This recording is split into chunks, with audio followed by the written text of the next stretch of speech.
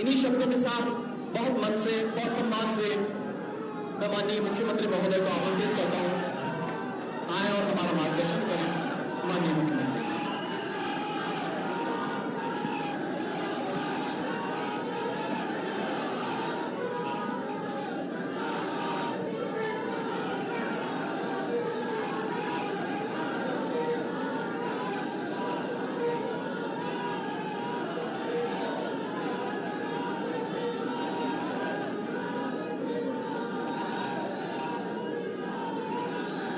बैठिए बैठिए आप बैठो, प्लीज प्लीज प्लीज प्लीज बैठ जाइए बैठ जाइए।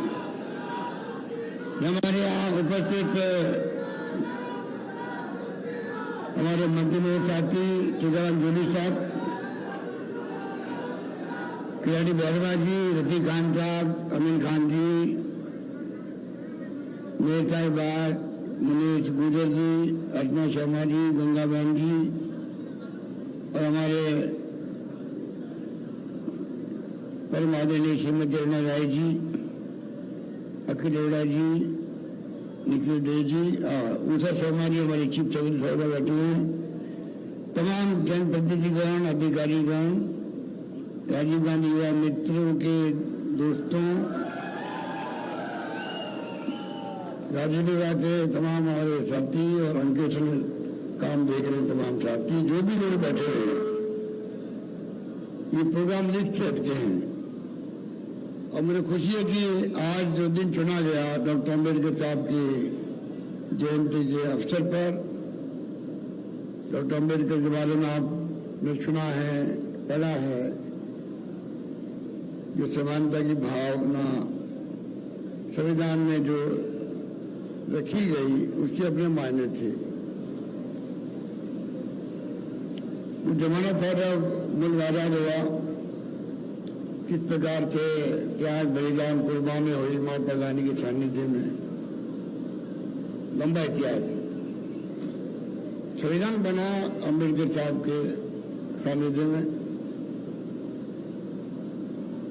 संविधान के आधार पर ही आज देश दुनिया के अंदर इस देश का नाम है, मान है, सम्मान है, क्योंकि लोकतंत्र कायम है।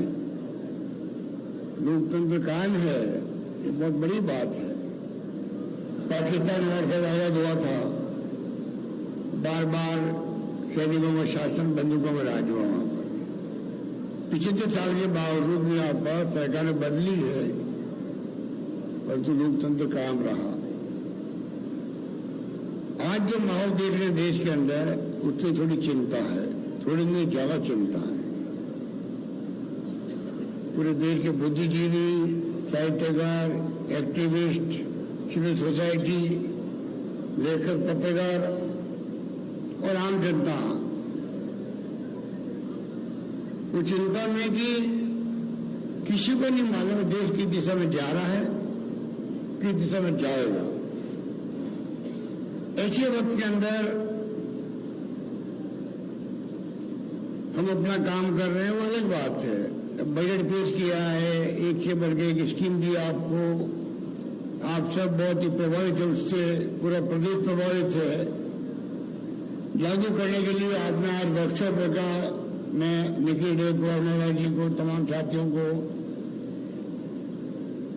धन्यवाद देना चाहूँगा कि आपने जो वर्कशॉप के माध्यम से जो हमारे युवा साथियों को प्रेरित किया है, ये बहुत बड़ी भूमिका निभाई है। हम चाहते हैं हमारी एक एक योजना जो है उसी रूप में इम्प्लीमेंट हो, जिस रूप में जिसकी हमारी मंशा रही है। उनकी योजना की जो मर्म क्या है वो समझ करके हम इम्प्लीमेंट करें। और जब हम कहते हैं कि महंगाई राहत कैंप लगाए जाएंगे 2 महीने तक, तो आप सबकी बहुत बड़ी भूमिका होगी उसके अंदर, इसमें कोई दो राय नहीं। और मैं उम्मीद करता हूँ कि ये जनसेवा हमारा कर्तव्य होना चाहिए, हमारे भाव होना चाहिए। डॉक्टर अम्बेडकर ने सपना ये देखा था कि इस प्रकार शिक्षा हो, संघर्ष हो, लोग आगे बढ़े। वो भावना हम सब में होनी चाहिए। और जो गांधी जी ने भी कहा था, अगर राजनीति में किसी को आना है, किसी क्षेत्र में जाना है, आधा जिंदगी का जो है वो बचपन से ही रचनात्मक काम होना चाहिए। सिविल सोसाइटी काम कर रही है, ये भी रचनात्मक काम है, एक्टिविस्ट की तरह काम कर रही है। और मैं हमेशा सिविल सोसाइटी के एनजीओ को सपोर्ट करता हूँ जब कभी मुझे अवसर मिलता है। और मेरा मानना है कि नई हर सरकारों को सपोर्ट करना चाहिए देश के अंदर। आज तो एक्टिविस्ट की भूमिका, सिविल सोसाइटी भूमिका और ज़्यादा बढ़ जाती है जब हम देखते हैं कि देश में तनाव है, हिंसा का माहौल है और विश्वास का माहौल है, ज़्यादा चिंता होती है। क्योंकि लोकतंत्र में और हमारे संविधान में और हमारी सोच में हिंसा का स्थान नहीं होना चाहिए। आज चिंता लगी हो किस प्रकार संविधान की धज्जियां उड़ रही है, लोकतंत्र खुद खतरे में है ऐसा महसूस होता है। ये चिंता हम सबको होनी चाहिए। राजस्थान में आप निश्चिंत रहें, आपने मुझे एक बार नहीं, 2 बार नहीं, 3 बार मुख्यमंत्री बनाया, इस बात का एहसास मुझे है। इस बात का एहसास मुझे है और मैं कई बार कहता हूं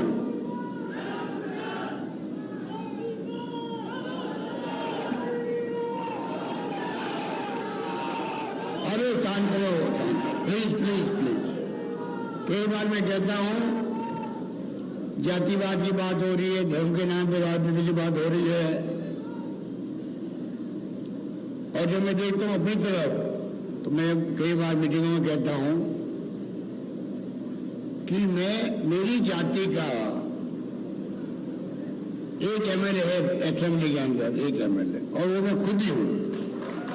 तो आप सोच सकते हो कि आज सभी जाति, सभी धर्म के लोग अगर आप वो रास्ता सही दिखाएं, ऐसा माहौल बनाएं,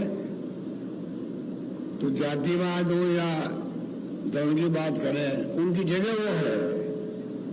पर अगर आप सांप्रदायिकता फैलाएंगे, तनाव पैदा करेंगे, हिंसा का माहौल बनाएंगे, तो गांधी जी ने भी कहा था हिंसा का जवाब कभी इंसान ही हो सकता है। और इस माहौल के अंदर देश कहाँ जाएगा, किस दिशा में जाएगा? आज माहौल हिंसा का है, आज माहौल तनाव का है, आज माहौल सांप्रदायिकता का है, जो नहीं होना चाहिए। राहुल गांधी की यात्रा हुई थी, भारत जोड़ो यात्रा, इसीलिए सिविल सोसाइटी ने भी सपोर्ट किया उनको। मुद्दे क्या थे? महंगाई का था, बेरोजगारी का था, नॉन वायलेंस का था, और अमीर और गरीब के बीच में खाई बहुत बढ़ रही है। वही अपना तो बड़ा मुद्दा देश के अंदर। गरीब कहाँ जाएगा? गरीब कहाँ जाएगा? सरकारों की जिम्मेदारी है कि वो इस खाई को बढ़ने नहीं दे, सबका ख्याल रखे। हमारी सरकार ने जो बजट पेश किए हैं, 5 बजट मैंने पेश किए हैं, वर्तमान हालात को देखते हमने कोई टैक्स नहीं लगाया किसी बजट के अंदर, जन कल्याणकारी योजनाएं दी है, नवाचार किया जो देश में कहीं नहीं है, वो योजना हमने दी है राजस्थान के अंदर, जिसकी चर्चा भी दिग्गज ठीक कह रहे थे, पूरे देश के अंदर हो रही है, चाहे वो ओपीएस भी क्यों नहीं हो। मैंने मानवीय दृष्टिकोण से दिया ओपीएस, 35 साल अगर नौकरी करे और अनसर्टेनिटी है जिंदगी के अंदर, पता नहीं बुढ़ापे के अंदर मेरी पेंशन जो है शेयर मार्केट के आधार पर तय होगी, म्यूचुअल फंड के आधार पर तय होगी, तो आप सोच सकते हो कि फिर क्या हालात होंगे, वो कैसे काम कर पाएगा। ओपीएस देती है, गारंटी देती है आपको पेंशन की, उसका कोई मुकाबला नहीं है। अब भारत सरकार ने उसको एक कमेटी बनाई है 10 दिन पहले ही। ये कमेटी पहले बन सकती थी, जब तो आपने हमारे सुझाव को स्वीकार नहीं किया। मैंने प्रधानमंत्री मोदी जी को खुद को कहा आप इसको एग्जाम ही करवाइए एक बार। हमने सोच समझ के लागू की राजस्थान के अंदर। मेरा मानना है कि धीरे धीरे हमारी तमाम योजनाओं को, चाहे वो ओपीएस हो, चाहे राइट टू हेल्थ हो, चाहे मैंने एक और मांग की प्रधानमंत्री जी से, मैं आपसे शेयर करना चाहता हूँ, सोशल सिक्योरिटी की। हम 21st सेंचुरी में पहुंच गए हैं, मोबाइल फोन, इंटरनेट की सेवाएं, कंप्यूटर आ गए, राजीव गांधी का सपना था, सब कुछ हो गए हैं। विश्व गुरु बनने की बात हम कर रहे हैं, तो कम से कम आप हर परिवार को दुनिया के मुल्कों के अंदर भी जो नीडी परिवार है उसको कम से कम वीकली पैसा मिलता है, मंथली पैसा मिलता है, जिंदा रहने के लिए, परिवार चलाने के लिए। हम 1 करोड़ लोगों को पेंशन दे रहे हैं राजस्थान के अंदर, मिनिमम 1000 रुपये कर दिया अभी मैंने, सब लोग बहुत खुश है। 15% बढ़ोतरी होगी, ये हमने फैसला किया है, बड़ा फैसला है, इससे मैं खुद संतुष्ट नहीं हूं। ये तो ठीक है, क्योंकि हालात देश में ऐसे हैं, कोई आगे बढ़ नहीं रहा है, इसलिए लोग खुश होते हैं कि चलो मैं 1000 रुपये महीने में रही है, 1500 मिली पेंशन। मैं चाहता हूं कि वास्तव में एक मजदूर भी होता है, एक बड़ी बिल्डिंग बनती है तो खाली मशीन नहीं बनती है, मजदूर से बनती है। मजदूर जब बूढ़ा हो जाता है, सही साथ देता नहीं, तो वो फिर घर बैठना पड़ता उसको। हो सकता है परिवार के बेटे पोते भी नहीं हो, इस प्रकार से परिवार चला सके। उसको ही कॉन्फिडेंस होना चाहिए कि मैंने मजदूरी की है देश के निर्माण के अंदर, मुझे बुढ़ापे के अंदर कम से कम परिवार चलाने के लिए सरकार मेरा साथ देगी।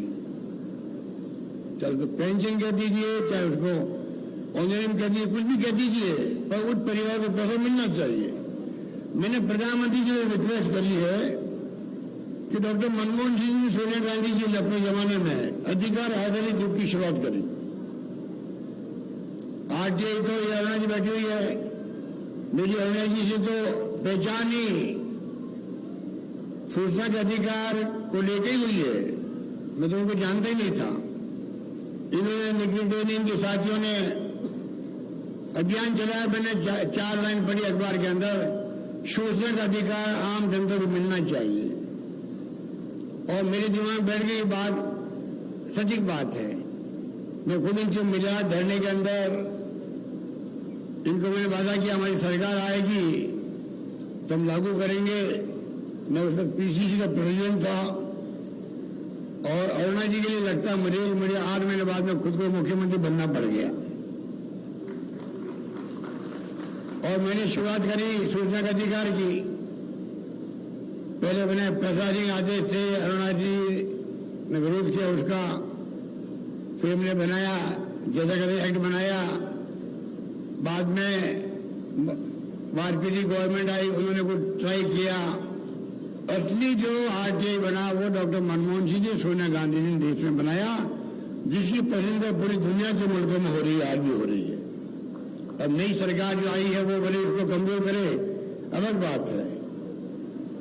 आरटीआई, राइट टू एजुकेशन, मां नरेगा, फूड सिक्योरिटी एक्ट, ये तमाम कानून पास करके पार्लियामेंट से इस पब्लिक को मिले, ये मामूली बात नहीं है। आपको हमको एहसास होना चाहिए कि पूरे देश के अंदर हर इंसान को जो रोजगार की गारंटी मिली है कानून से, शिक्षा का अधिकार मिला है, 2 रुपए किलो गेहूं, 3 रुपए किलो चावल का कानून बना है, ये लागू हुआ है। इसलिए सरकार बनने की तरह लागू रखना पड़ा उन लोगों को। अब मैंने कहा है कि आपको चाहिए 5वां कानून बनाए वर्तमान गवर्नमेंट, वो हो सोशल सिक्योरिटी कानून, राइट टू सोशल सिक्योरिटी। और परिवार को मिलेगी राजस्थान में नहीं, देश के अंदर। ये भावना आज इस वर्तमान गवर्नमेंट की होनी चाहिए। और मुझे उम्मीद है कि हमारे सिविल सोसाइटी के लोग बैठे हुए हैं, जब मुद्दा हाथ में ले लेगी अरुणा जी और निखिल डे, पूरे देश में मैसेज आएगा, तो कभी न कभी भारत सरकार को राइट टू सोशल सिक्योरिटी देनी पड़ेगी, ये मेरा मानना है। और मैं भी छोड़ने वाला नहीं हूं, जहां मेरा बस चलेगा मैं लगातार दबाव बनाता रहूंगा भारत सरकार पर। इस प्रकार से मैं चाहूंगा कि जो आज की आपकी जो वर्कशॉप हुई है, इसके अपने मायने हैं। स्कीमों को मैं वापस रिपीट नहीं करूंगा, जो आपको बता दी गई है। हर स्कीम के अंदर उसका मर्म समझ नहीं आ सकता, चाहे वो लाइब्रेरी, संविधान केंद्र की बात भी क्यों नहीं हो? क्यों किया जा रहा है समझ सकते हैं आप लोग। हम चाहते हैं कि राजस्थान की नौजवान पीढ़ी, राजस्थान के छात्र, राजस्थान युवा, उन तक आप बात पहुंचाओगे। ह्यूमन रिसोर्स हमारे यहाँ का शानदार बने। हमने 500 लोगों को विदेश भेजने का तय किया राजस्थान गवर्नमेंट की तरफ से, पढ़ाने के लिए, आने जाने का खर्चा, रहने का खर्चा, फीस 2-3 कैटेगरी बनाई है हम लोगों ने। इसलिए ये बच्चे जो राजस्थान के आज जाएंगे, छात्र जो उनके साधन उनके पास नहीं है जाने के लिए, अमीरों की तरह, वो भी जा पाएंगे। जमाना आएगा कि हमारे राजस्थान के बच्चे जो है अमेरिका, इंग्लैंड में पढ़ के आएंगे, दुनिया के मुल्कों में ह्यूमन रिसोर्स के रूप में प्रदेश की, देश की सेवा कर पाए। इस प्रकार से आने वाली पीढ़ी के लिए राजस्थान सरकार चिंता कर रही है। मैंने अभी कहा मिशन 2030 राजस्थान नंबर 1 बनना चाहिए। मैंने क्यों कहा? इसलिए कहा राजस्थान वो नहीं रहा पहले वाला। अब राजस्थान में शिक्षण संस्थाएं लगभग सब आ चुकी, जो प्रीमियर संस्थाएं होती है, IIT, IIM, IIIT, AIIMS, NIFT, FDDI विश्वविद्यालय में पहली बार सीएम बना था तो 6 विश्वविद्यालय राजस्थान में थे। आज 91 विश्वविद्यालय राजस्थान के अंदर है, 91 विश्वविद्यालय। पिछले जो साल में कॉलेजेस 250 खुली राजस्थान के अंदर। मैंने अभी 5 साल के अंदर 303 कॉलेज खोले, 303 कॉलेज खोल दिए। ऊपर 130 कॉलेज तो गर्ल्स की है, और ये कह दिया जहां 500 लड़कियां होगी वहां पर कॉलेज खोल दिया जाएगा। शिक्षा में हमारा नेटवर्क शानदार बन गया। शहरी पंचायतों में हमने सीनियर सेकेंडरी स्कूल खोल दी, इंग्लिश स्कूल खोले, अंग्रेजी स्कूल खोले। गांव के अंदर लॉटरी खोलनी पड़ रही है, इतना क्रेज है लोगों के अंदर। बड़ी खुशी की बात की है। जमाना बदल गया है। मैं बचपन में खिलाफ था अंग्रेजी के अंदर, क्या काम आएगी अंग्रेजी हमारे। आज जमाना बदल गया है, IT का जमाना है, अंग्रेजी अंतर्राष्ट्रीय भाषा है, और उसके लिए जरूरी है कि हम अपने बच्चों को विषय अवसर दें। फीस ज्यादा है, प्राइवेट स्कूल में 50,000, 1 लाख कहां से लाएगा वो। तो हमारी सोच और दूरदृष्टि के साथ में हमने तय किए हैं सारे फैसले। लागू करवाना अपना आप में बड़ा चैलेंज होता है। एक उदाहरण मैं आपको देना चाहूंगा जिससे आप समझ जाएंगे सब क्यों किया जा रहा है। 25 साल पहले मैं जब मुख्यमंत्री बना तो मैंने एक स्कीम लागू करी, मुख्यमंत्री BPL जीवन रक्षा कोष स्वास्थ्य के लिए। उसके मायने थे, कोई लिमिट नहीं थी। बीमार होगा बीपी, उसको खाली BPL लिए मैंने किया, अब तो पूरी पब्लिक के लिए कर दिया है कि अमीर हो या गरीब हो कोई भी हो, उसके अंदर कोई लिमिट नहीं थी। 5 लाख हो, 2 लाख हो, 10 लाख हो, 20 लाख हो, इलाज पूरा सरकार करवाएगी।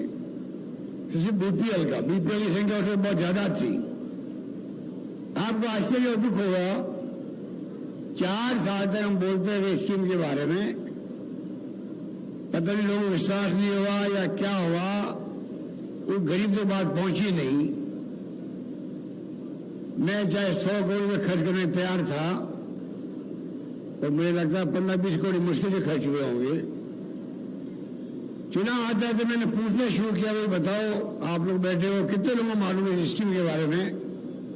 फिर मैं हाथ खड़े करवाता, फिर हाथ में गिनता वहां पर, तो कहीं 50, कहीं 60, कहीं 80, कहीं 100 हाथ खड़े होते। तो मैंने कहा अगर आप 2-4 हजार लोग बैठे हो यहाँ पर, सबको मालूम होता है स्कीम के बारे में 4 साल पहले से ही, आप कितने गरीबों को भला कर सकते थे।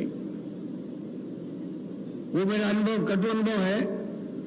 इसलिए आज सबसे बड़ा काम जो हमने बजट पास करने के पहले ही उषा शर्मा जी कह के हमने सारी सेक्रेटरी को बुला लिया, पहले ही घोषणाएं जो ABC करवा लिया कैटेगरी उसकी, हम लोगों ने पूरी मीटिंग कर ली, अधिकारियों को जिम्मेदारी दे दी गई। बाद में बजट पास हुआ है, अब जल्दी मीटिंग करने वाले वापस उसकी रिव्यू मीटिंग। बस साथ में जो ये महंगाई वाला मामला है, ये स्कीमें इम्प्लीमेंट हो, गांव तक गरीब तक पहुंचे, उसकी जिम्मेदारी आपको देना मैं समझता हूं कि बहुत महत्वपूर्ण निर्णय है। उसमें सिविल सोसाइटी कोई चिंता करती समाज की, इसलिए वो आगे आती बार बार भागीदारी निभाती। इसलिए मैं उनको अपनी ओर से, आप सबकी ओर से बहुत बहुत धन्यवाद देना चाहूंगा, अरुणा जी को, नेगेटिव को भी। और कहना चाहूंगा निश्चित रहे, हम सब मिलकर के बजट पेश नहीं किया है। हमारे विपक्ष के साथी कहते हैं पैसा कहां से आएगा, मैंने कहा पैसा जादू से आएगा।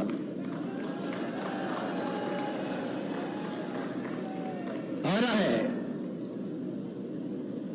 कहीं से आ रहा होगा। अगर मैं एमएलए को कहूं, ये हमारे एमएलए साहब बन बैठे हैं, तो मांगते मांग थक जाओगे, मैं देते दे नहीं थकूंगा। काय नहीं है, निभाया भी है। तो मुझे नहीं मानता कि वो जिला मांग लेंगे, उन्हें जिले खोल दिए मैंने उनकी मांग पर। तो आप सोच सकते हो, जो मांगा मैंने पूरा किया है। बोलो भाई, बताइए, मांगे खत्म हो गई आपकी। तो कहने का मतलब ये है, हमने सोच समझ के स्कीम बनाई है। इन्वेस्टमेंट कितना होगा जो स्कीम में, वो सब तय किया है, एलोकेशन किया है। पिछली बार भी 90% है, वो हम आगे बढ़ गए थे इम्प्लीमेंट करने में बजट को। विपक्ष के बार कोई बोलने का जवाब नहीं था। इस बार भी वो कह रहे हैं पैसा कहां से आएगा, पैसा भी आएगा, इम्प्लीमेंट भी होगी, और उसमें आपका मुझे सहयोग चाहिए। मैं आपसे विनम्र निवेदन करूंगा, नौजवान साथियों से, तमाम साथियों से, आप सब मिलकर के, जो राजीव गांधी मित्र हो, चाहे राजीव गांधी लोग हों, सब लोग मिलकर के अपना कर्तव्य समझ इस बात को। इसमें कोई राजनीति की बात नहीं है, राजनीति अपनी जगह चलती जाएगी, अलग अलग पार्टी होती है, कोई दुश्मनी हमारी नहीं आपस के अंदर ना होनी चाहिए, लड़े विचारधारा की है, वो बात अलग है।